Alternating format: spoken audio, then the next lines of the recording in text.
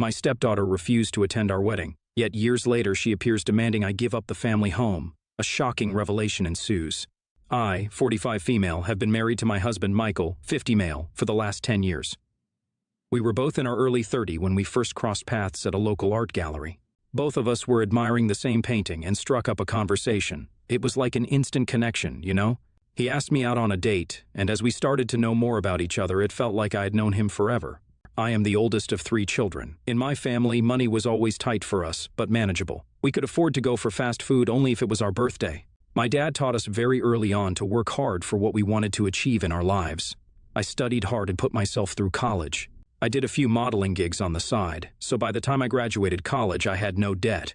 I had worked my way through the company and was currently working as a junior associate. Michael, on the other hand, had a completely opposite background. His family was financially better off than ours. His dad had a good job with a high salary and Social Security, so they never had to stress about money. Michael's parents could afford to cover all his college expenses. Thanks to his dad's influential position at his company, Michael got an internship there. From there, he worked hard to build his own path in the company through dedication and effort.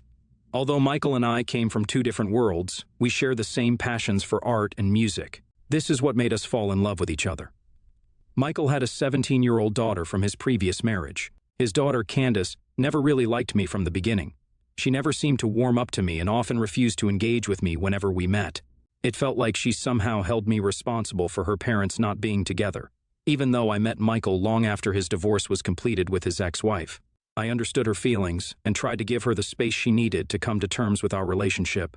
Just for context, Michael and his ex-wife, Amelia, were married for only 3 years. They were college sweethearts, so they decided to get married, but when they did, everything changed for the worse. She was a stay-at-home mother, while Michael worked hard to bring in the money.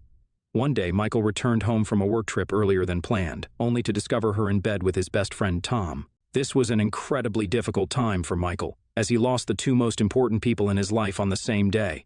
The betrayal by Amelia had left him shattered. In the aftermath, he made the painful decision to file for divorce. The divorce proceedings between Michael and Amelia were painfully bitter, primarily because Amelia was determined to retain ownership of their house, even though it belonged to Michael. The battles didn't just end with the property. They extended into a challenging custody dispute over Candace as well. Due to Amelia's infidelity during their marriage, the judge ultimately didn't grant her ownership of the house, but did grant both parents custody, ensuring that Candace would continue to have a connection with both of them. Amelia's anger over not acquiring the property festered, and over the years, she manipulated Candace's feelings, turning her against her father. Meanwhile, Michael chose not to disclose his ex-wife's infidelity to their daughter, attempting to shield her from the painful details of their past. I found out about all of this when we first started dating each other. Michael wanted to be completely honest with me about his past, and I really appreciated that. Once, Michael had invited Candace to join us on a trip to Africa, hoping it would provide an opportunity for us to bond. I was optimistic and thought it could be a turning point for our relationship. Unfortunately, it didn't quite go as planned. During the trip, Candace seemed irritated at me and often erupted into sudden, unprovoked anger. If I got too close to Michael, she would lash out using hurtful words like gold digger. Michael was quick to admonish her for her behavior, but she would just smirk at me, making it clear that she wasn't ready to accept me into her life. I knew the situation with his ex-wife and daughter was complicated, but our love for each other was strong, and I was willing to navigate these challenges with him. After a whirlwind romance, we got married. It was a small, intimate ceremony with just our closest friends and family. We were excited about the life we were going to build together. Amelia and Candace never attended our wedding despite our invitation. Our marriage was going great initially. We traveled the world while we both continued with our jobs. I was deeply passionate about my career, and I had no intention of giving it up. Meanwhile, Amelia was living together with Tom after their divorce. Candace had her own apartment thanks to Michael's financial support, and she was working as a social media executive in a reputed company. 3 years into our marriage, we were overjoyed to welcome our son. However, the pregnancy had been tough on me, and it was made even harder whenever Candace came to visit. She would make cruel, unsolicited comments about my weight and appearance. Whenever Michael wasn't around us, she would remark how he would leave me eventually now that I am a fat cow. This deeply troubled me, and after I shared my concerns with Michael, he decided that Candace would no longer visit our home. They began meeting at cafes instead to avoid any further distress for me. When our son Nick was born, we were beyond happy. Despite becoming a parent, I was determined to keep working, so we decided to hire a babysitter to help us care for him when my maternity leave ended. I eagerly returned to my job. Even though we were in a stable and comfortable place in our lives, I cherished my financial independence and the ability to continue pursuing my career. If Candace had issues with me before, they seemed to intensify after Nick came into our lives. At family events which we would sometimes organize, she would target Nick, attempting to bully him, which left our son in tears and seeking our help.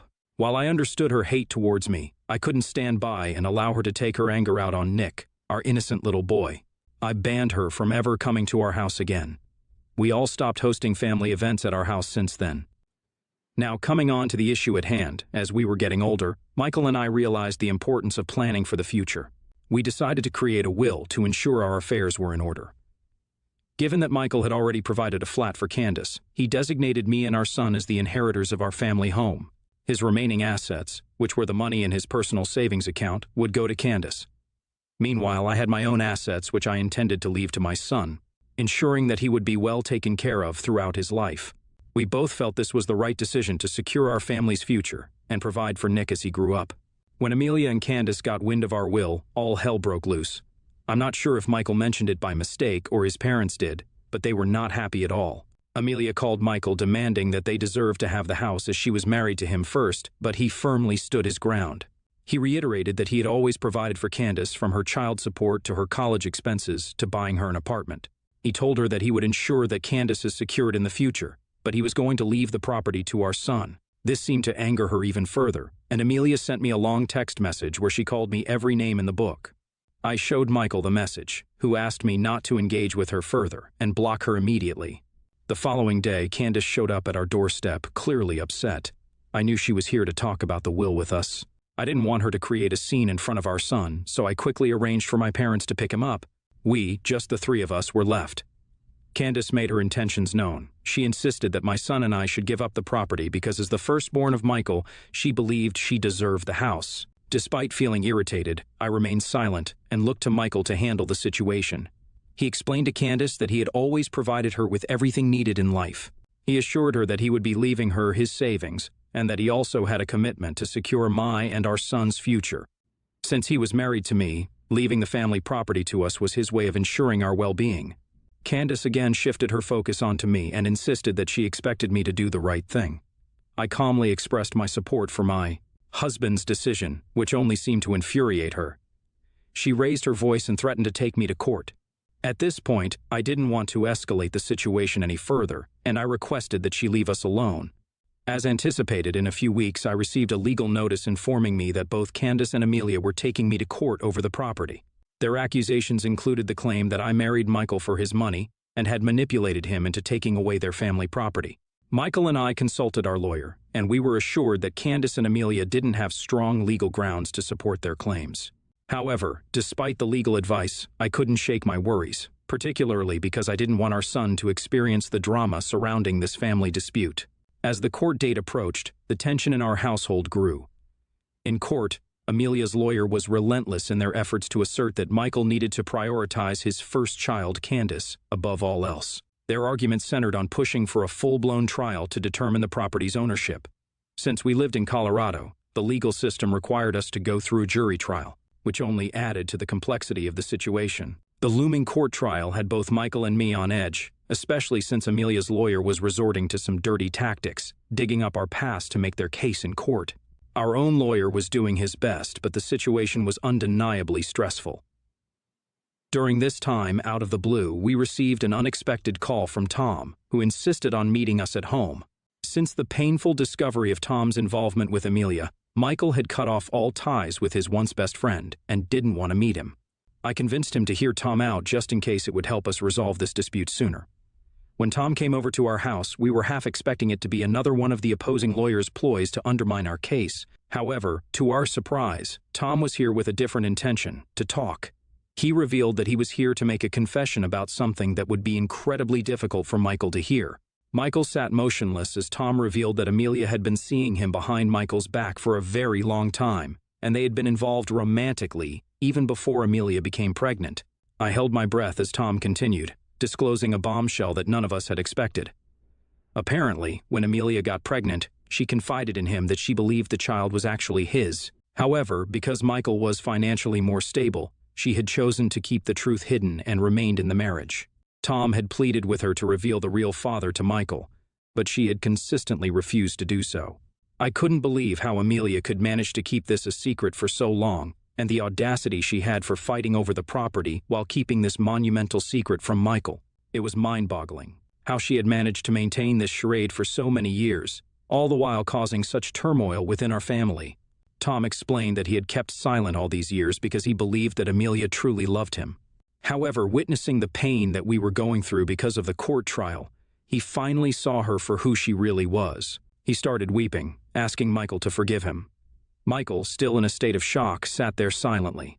I was filled with anger and frustration, especially seeing the emotional turmoil that my husband was going through. This man believed his whole life that Candace was his daughter, and now he was being told that it was all a lie. I had chosen to remain silent in the past whenever Amelia and Candace were rude to me, as I wanted to maintain a cordial relationship with them. However, with the truth now out in the open, there was no point in continuing this charade. I promptly contacted our lawyer and relayed the confession Tom had made. Our lawyer informed us that for our statements to be held in court, we would need to provide concrete evidence, such as a DNA test. So, we decided to invite Candace over for dinner, using the pretense of wanting to meet her. Our plan was to discreetly collect a glass or a spoon from her for a test which would help strengthen our case. Candace, though surprised, agreed to come over. Her demeanor was as rude as ever, and she continued to belittle me and my son. She remained confident that she and her mother would win the case, taunting me that I would be losing everything soon. I chose to ignore her comments, hoping that this would be the last time we would need to endure such behavior. After she left, we immediately reached out to our lawyer so he could collect Candace's cup for a DNA test. On the day we were scheduled to appear in court, we received the news that Tom's confession was accurate. Candace was indeed his daughter. As I let out a sigh of relief, I couldn't help but feel empathy for my husband, who had been dragged into this turmoil because of his ex-wife's lies and manipulation. I informed the lawyer that I was ready to take the stand that day and share our side of the story in court. My lawyer agreed, as this would be the best course of action for us to reveal the truth. As I took the stand, I felt a mix of emotions: anger at Amelia for her deceit, sympathy for Michael, and determination to protect our family's rights. Taking the stand in front of the jury, I braced myself and began answering our lawyer's questions. We delved into my past, my career, and the fact that I never gave up on my job even after we got married. I went on to recount the emotional torment, taunts, and abuse I had endured from both Amelia and Candace over the years. We presented screenshots as proof of my story. I told the jury that Candace never accepted my presence from the very beginning and had even refused to attend our wedding. Since we had our son, she had been verbally abusive towards him as well.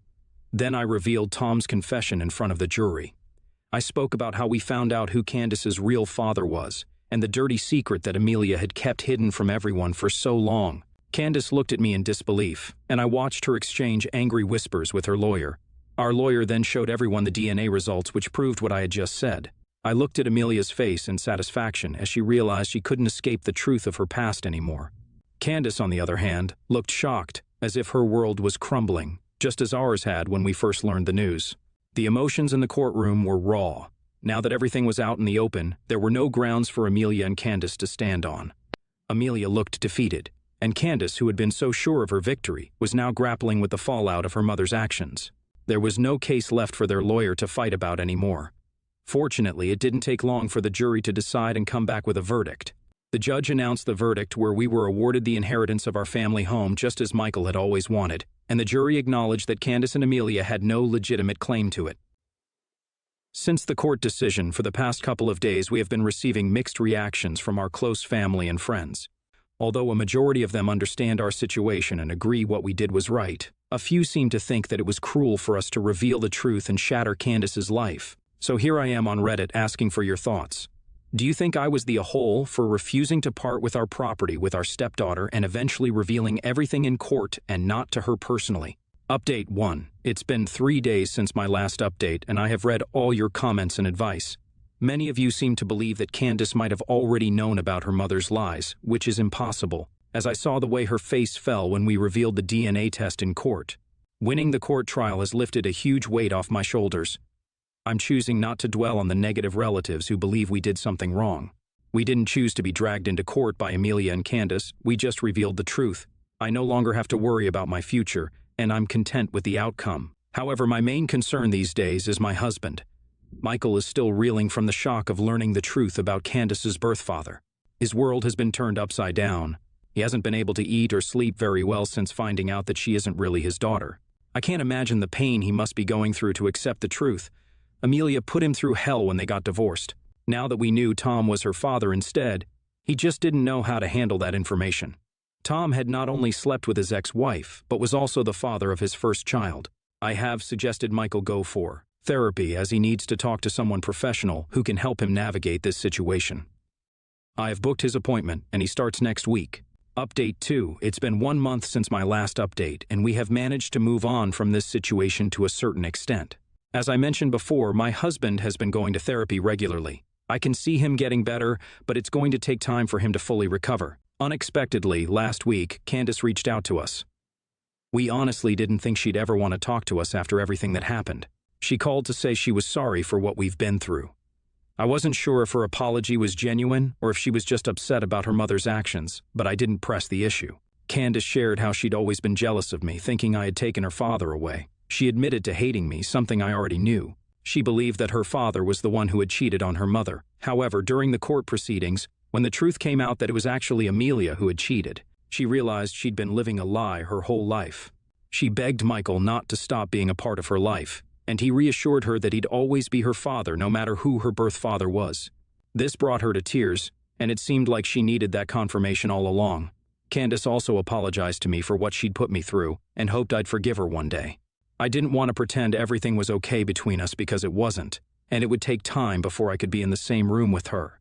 Lately, I've been focusing on our family and my son. I couldn't spend much time with him during the court trial, so I'm planning a secret family vacation to take time off and celebrate. Hopefully, this getaway will help us relax and recharge. I'll provide another update if something interesting happens. Update 3. After 3 months of no contact, Amelia showed up at our doorstep. I was torn about letting her in, but I was worried about the neighbors overhearing any potential shouting as she'd done that before. Reluctantly, we allowed her in, but we made it clear that any outbursts would lead to a call to the police. Amelia explained that Tom had decided to leave her and asked her to move out of his house by the end of the month. She was in tears as she revealed that he didn't want to marry her anymore, after what he saw Michael and me go through. With nowhere to go, she wanted to move in with Candace, even though Candace strongly opposed the idea. We learned that since the trial, Candace had cut off all contact with her mother, accusing her of manipulating her. Amelia was only here because she wanted us to talk to Candace regarding this situation. She wanted us to convince Candace about letting her mother move in. Before I could say something, I witnessed my husband lose his temper for the first time. He firmly told Amelia that he had purchased the apartment for Candace only. Hence, it was Candace's decision whether she could live with her. He expressed how she never even bothered to apologize after cheating on him all those years and now expected us to help her out. He told her that he was glad Tom had seen the truth and was leaving her. Amelia tried to justify her lies, saying that she feared being kicked out of the house while she was pregnant and had she revealed the truth earlier to Michael. I couldn't listen to her excuses any longer, so I asked her to leave. I felt we had given her a fair chance to explain herself, and there was no point in prolonging the conversation. After Amelia departed, Michael reached out to Candace to warn her about the possibility of her mother forcing her to let her stay in the apartment. He emphasized that if she allowed it, there would be no way to make Amelia leave. Candace assured him that she had no intention of allowing that. She planned to change the locks to prevent Amelia from entering and would inform her mother that she was unwelcome. As for me, I've had my fill of this drama lately. I have been discussing with Michael the idea of selling our family home and relocating to another state to escape this turmoil. I had emphasized that, for the sake of our son and our marriage, we needed to seriously consider this move. Although it is a tough decision, Michael has come to accept it, particularly since Amelia's unannounced visit demonstrated that we need to put some distance between us and her, given the uncertainty of whether she will ever leave us in peace. Moving out of this city seems like the best choice. Michael's job can be done remotely, and I'm open to starting fresh at a new company if it means finding happiness away from these toxic people.